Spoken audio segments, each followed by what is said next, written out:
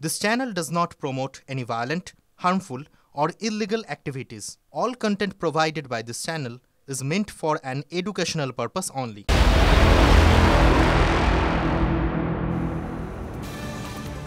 এই মুহূর্তে যে আপডেট পাচ্ছি আমরা, স্থিতিশীল মমতা বন্দ্যোপাধ্যায় গতকাল বাড়িতে পড়ে গিয়ে চোট পান, নিয়ে যাওয়া হয় এসএসকেএমে। কপালে 3টি ও নাকে 1টি সেলাই পড়েছে। বৃহস্পতিবার হাসপাতালে যাওয়ার পর যে সমস্ত শারীরিক পরীক্ষা নিরীক্ষা তার করানো হয়েছিল, সিটি স্ক্যান থেকে শুরু করে অন্যান্য পরীক্ষা, সেই সমস্ত কিছু রিপোর্ট খতিয়ে দেখা হবে এবং মুখ্যমন্ত্রী শারীরিক অবস্থা পর্যবেক্ষণ করার পর যদি চিকিৎসকেরা মনে করেন সেক্ষেত্রে হাসপাতালে যাওয়ার জন্য পরামর্শ দেওয়া হতে পারে। তার পাশাপাশি আমরা একটু হরিশ চ্যাটার্জি স্ট্রিটের বাড়ির সামনের যে ছবিটা দেখানোর চেষ্টা করব, যে বছরভর কিন্তু একটা কড়া নিরাপত্তা বেষ্টনী এখানে থাকে, কিন্তু বৃহস্পতিবারের পর থেকে সেই নিরাপত্তা কিন্তু আরও বেশ খানিকটা যে আটোসাটো করা হয়েছে তা বলার অপেক্ষা রাখে না। একেবারে বাড়ির হরিশ চ্যাটার্জি স্ট্রিটে ঢোকার মুখেই দেখতে পাচ্ছি আমরা বিশাল সংখ্যক পুলিশ বাহিনী এখানে মোতায়েন রয়েছেন। তারা যে সমস্ত গাড়ি ঢুকছেন এবং বাইরে বেরিয়ে আসছেন প্রত্যেকটি গাড়ির উপরে নজর রাখছেন, কারা যাচ্ছেন কারা আসছেন সেই সমস্ত কিছুর উপরেই কিন্তু নজর রাখা হচ্ছে। তবে মুখ্যমন্ত্রীর শারীরিক অবস্থা স্থিতিশীল, উদ্বেগের বিশেষ কোনো কারণ নেই, এমনটাই চিকিৎসকদের তরফ থেকে জানানো হচ্ছে। তবে চিকিৎসকদের যে প্রতিনিধি দল আসার কথা রয়েছেন, তারা আসার পর মুখ্যমন্ত্রীর শারীরিক অবস্থা পর্যবেক্ষণ করার পর কী পরামর্শ দেন সেটাই কিন্তু এখন দেখার। ক্যামেরায় অমিতের সঙ্গে সুপ্রিয়, TV9 বাংলা। গতকাল বাড়িতে পড়ে গিয়ে আঘাত পেয়েছেন মমতা বন্দ্যোপাধ্যায়। কিভাবে পড়ে গেলেন তিনি? তদন্তে কলকাতা পুলিশ। নিরাপত্তা রক্ষীরা কোথায় ছিলেন? উঠছে একাধিক প্রশ্ন।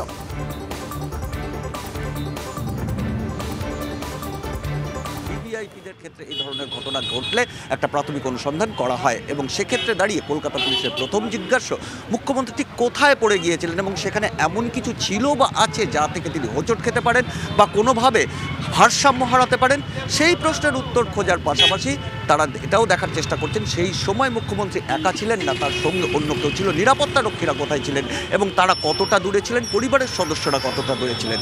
এবং তারপরে তাদের প্রথম প্রশ্ন, আরও উল্লেখযোগ্য গুরুত্বপূর্ণ প্রশ্ন হচ্ছে, মুখ্যমন্ত্রীর মতো ভিভিআইপিদের প্রাথমিক চিকিৎসার জন্য একটা বন্দোবস্ত থাকে, তারপরেও দেখা গেল প্রাথমিক চিকিৎসা ছাড়াই তাকে এসএসকেএমে নিয়ে যাওয়া হয়েছে। সেটা মুখ্যমন্ত্রীর নির্দেশে বা তার পরিবারের সদস্যদের নির্দেশে, না প্রাথমিক চিকিৎসার কোনো সুবন্দোবস্ত সেই সময় পাওয়া যায়নি। সেই কারণে সব মিলিয়ে এই প্রাথমিক অনুসন্ধান শেষ হলে তারপরই পরবর্তী সিদ্ধান্ত নেবে কলকাতা পুলিশ। ক্যামেরায় দেবব্রতর সঙ্গে সিজার, TV9 বাংলা।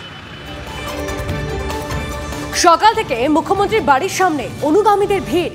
কালীঘাটে পুজো দিয়ে ফুল মিষ্টি নিয়ে অনুগামীরা, মুখ্যমন্ত্রীর আরোগ্য কামনায় অনুগামীরা। কালীঘাটে তার বাড়ির সামনে তার যারা অনুরাগীরা আছেন এবং তৃণমূল কংগ্রেসের যারা কর্মীরা রয়েছেন তারা এসে পৌঁছেছেন।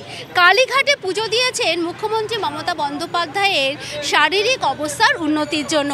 আপনারা প্রত্যেকেই শুনেছেন বা আমরা নিজেরাও অবগত আছি যে গতকাল শুনেছিলাম যে মামাটি মানুষের মা মমতাময়ীর আঘাত লেগেছিল, তো তার জন্য আমরা রাত্রে থেকেই তৎব্যস্ত হয়ে গেছিলাম।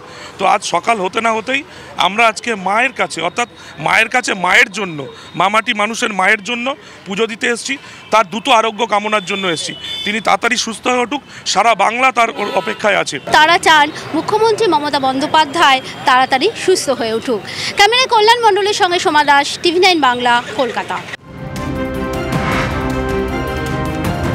এই মুহূর্তে আরো একটা খবর দিয়ে আপনাদেরকে, পশ্চিমবঙ্গের অনুন্নয়ন এবং কেন্দ্রীয় প্রকল্পের ফান্ড ব্যবহারের ব্যর্থতাকে কেন্দ্রীয় এবং উত্তরপ্রদেশের সরকারি বিজ্ঞাপনে তুলে ধরার অভিযোগ। নির্বাচন কমিশনে চিঠি দিল তৃণমূল কংগ্রেস।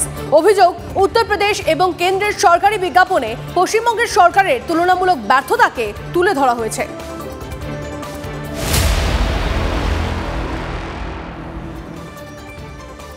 লোকসভা ভোটের আগে ফুল বদলের পালা চলছে। যেমন আজই বিজেপিতে যোগদান অর্জুন সিং এর। দিল্লিতে পদ্ম ফুলের পতাকা ধরবেন ব্যারাকপুরের বিদায়ী সাংসদ। ব্যারাকপুরের পার্থ ভৌমিকের বিরুদ্ধে ভোটে লড়তে পারেন অর্জুন সিং। অর্জুনের একমাত্র লক্ষ্য এই মুহূর্তে আবারও ব্যারাকপুরের মাটিতে নিজের টিকিট নিশ্চিত করা। তিনি বিজেপি থেকে তৃণমূলে যোগদান করেছেন, কিন্তু সাংসদ পদ ছাড়েননি। বিজেপিও তাকে বরখাস্ত করেনি, তার সদস্যপদ খারিজ করেনি। ফলত আবারও তিনি আনুষ্ঠানিকভাবে বিজেপিতে যোগদান করবেন কিনা, এখন এই প্রশ্নই সবথেকে বেশি গুরুত্বপূর্ণ।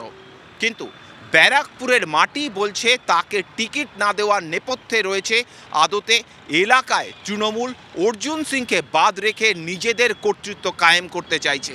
যেভাবে একসময় শুভেন্দু অধিকারী তিনি মেদিনীপুরের সর্বস্ব ক্ষমতার অধিকারী হয়ে উঠেছিলেন, সেইভাবে ব্যারাকপুর অঞ্চলকে অর্জুনের মুক্তাঞ্চল কোনোভাবেই করতে দিতে চায় না তৃণমূল, আর সেই কারণেই তাকে টিকিট দেওয়া হয়নি বলে তৃণমূলের অন্দর থেকে খবর। ফলত পরবর্তী পদক্ষেপ কি হতে চলেছে অর্জুনের? তিনি কি টিকিট পাচ্ছেন বিজেপি থেকে?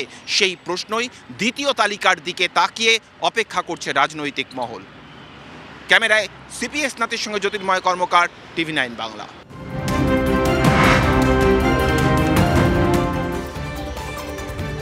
বিজেপিতে অর্জুন ফিরছেন পাল্টুরাম আখ্যা ভাইপো সৌরভ সিংয়ের। বিহারে নীতিশ কুমার যেমন পাল্টুরাম, তেমনি ব্যারাকপুরের পাল্টুরাম অর্জুন সিং। মন্তব্য সৌরভের, নিজের পরিবার ছাড়া কাউকে দেখেন না, কাকা অর্জুনকে খোঁচা ভাইপোর।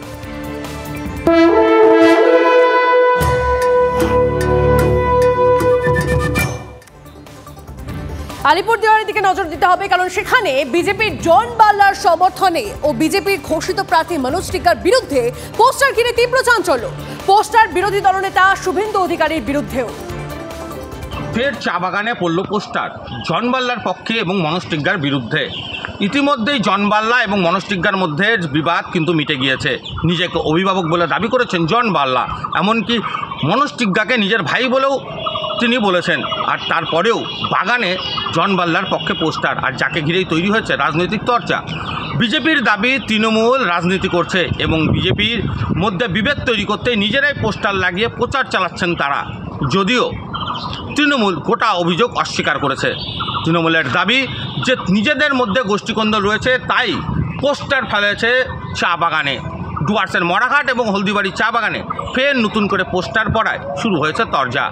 জলপাইগুড়ি বানারহাট থেকে রনি চৌধুরী, TV9 বাংলা।